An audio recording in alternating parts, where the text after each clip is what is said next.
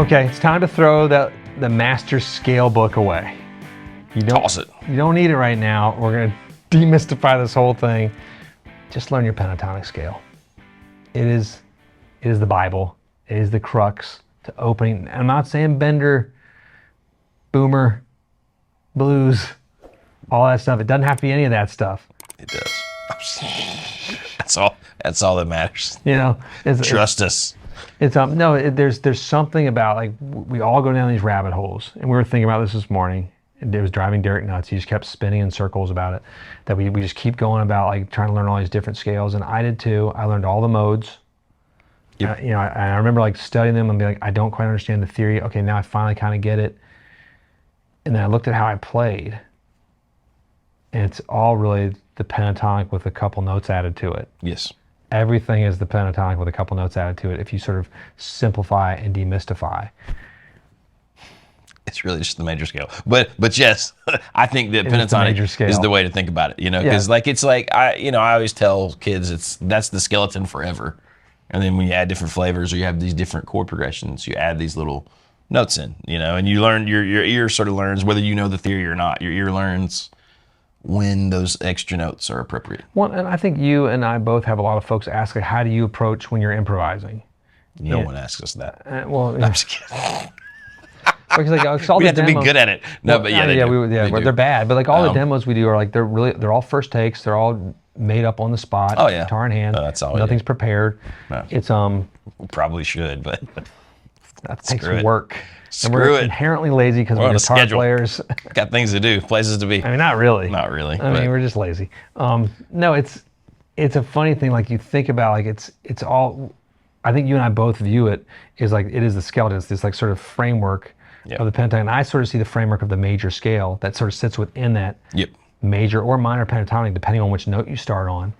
And I just choose, depending on the harmonic structure underneath or the harmonic structure that's implied in my head for what I'm improvising, which notes I'm going to play. Does that kind of make sense? That makes sense? Totally. That makes sense to you? It makes sense to me. Okay, does it make sense to you? No. A little bit? If it didn't make sense before, it probably still doesn't make sense. I thought it was a really well thought out how I phrased that. It is, I was actually. hoping it's... But no, it made sense to me, and I think that I do a similar thought process. Even though you and I, we do approach it, like, how it comes out is much different. But I think very similar. Well, even just visualizing, like, an E major pentatonic or an E major scale. Let's say I'm playing the E major scale starting on the 5th string of the 7th fret with my second finger. Sorry, just flipped you off. I go, 2 4 1 2 4 1 3, slide up to the 1 3 1 2 4 1 3 4. I walk that major scale, but within that, I have my pentatonic walking backwards too. Sure. So I love how that works. Yeah. And I also like to play. Here's my other trick. I like to play the major scale when I'm playing minor. Because it makes me shape it. It's the same freaking notes. It's the natural minor scale. See, here's the thing is, what I think is, in my brain, the major and minor scales are imaginary.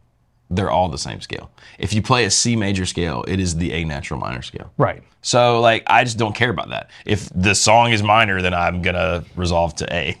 If it's major, I'm going to resolve to C. All the shapes are the same, and that's true for every single pentatonic. Forget minor pentatonic and major pentatonic.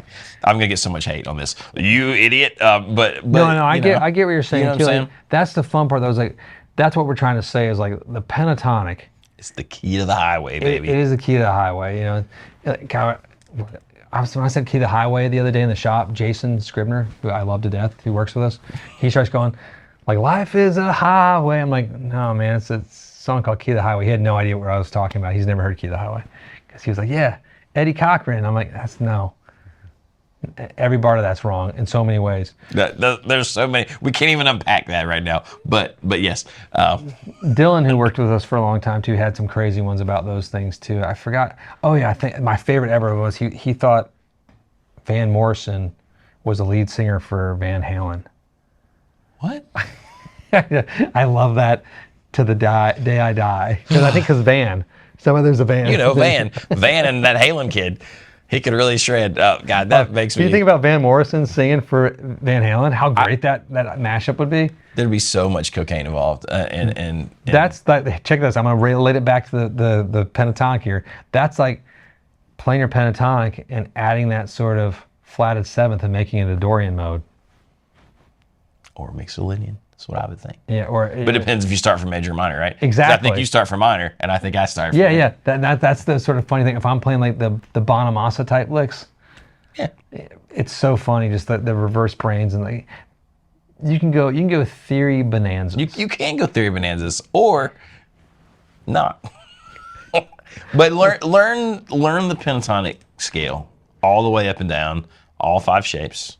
There's only 5 shapes. Learn them, horizontally, vertically, diagonally. And the major is the minor in a different key.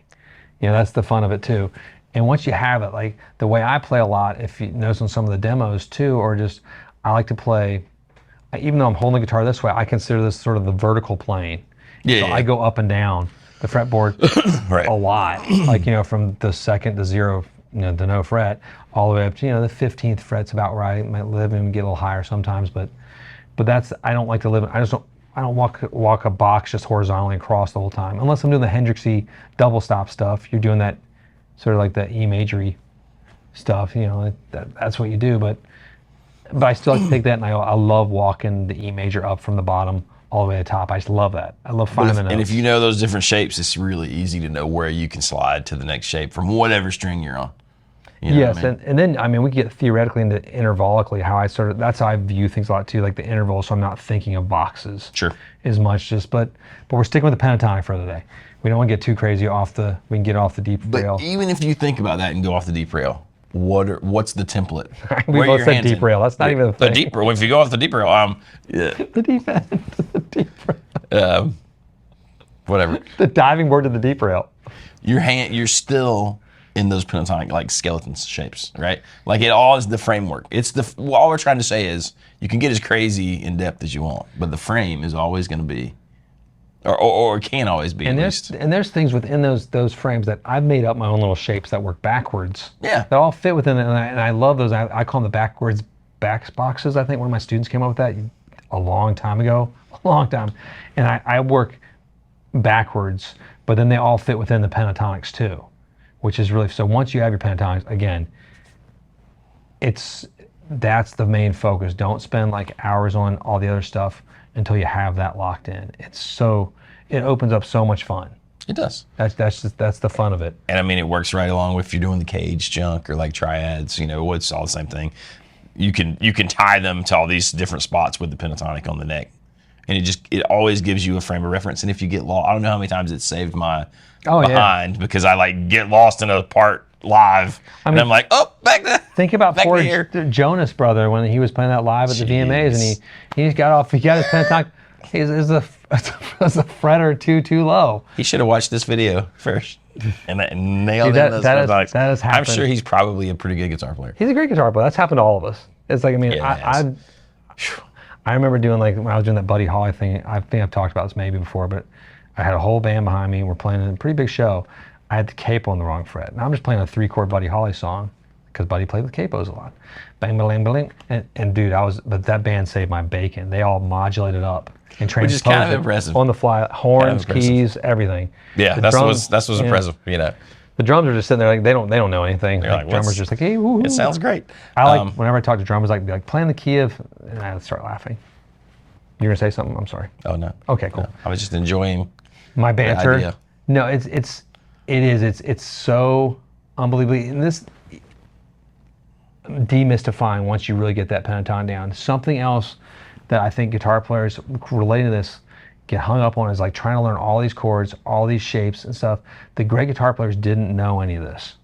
They figured it out, and then the theory was taught later, maybe like, oh, that's what this is. Like and I'm not a great guitar player. I'm an okay guitar player.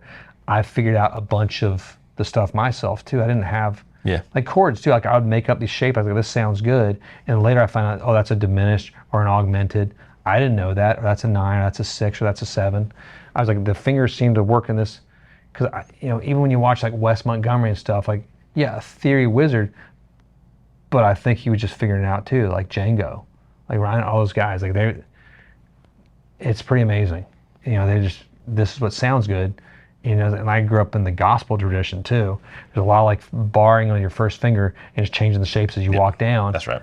I didn't know those chords were. I just figured, oh, this sounds cool, and it works. Yeah. And then your pentatonic fits within all that. And then when you start adding accidentals, that's jazz. Sort of. Pone-ass jazz here. You know, whatever. The faker jazzes. That's the best I can hope for.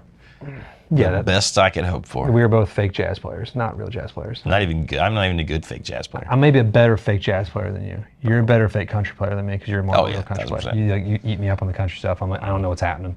I can get some of those. Johnny Cash, I got. Oh yeah, for sure. I got all that stuff down, like the cool riffs, but then some of the other stuff, I don't know what's happening. A B-bender? Holy Jesus. That's just like flying a helicopter to me. The best, maybe the best compliment I ever got was somebody on Instagram one day when I was showing my little red telly. They were like, "Where's the B-bender?" And I was like, "There is a no nice B-bender." compliment. And they were like, "But you," I was like, "That's right. It's just the old fingers." That made me really happy. Yeah. It was probably a nicer compliment than I really deserved, but it still made me happy. Okay, that's really funny.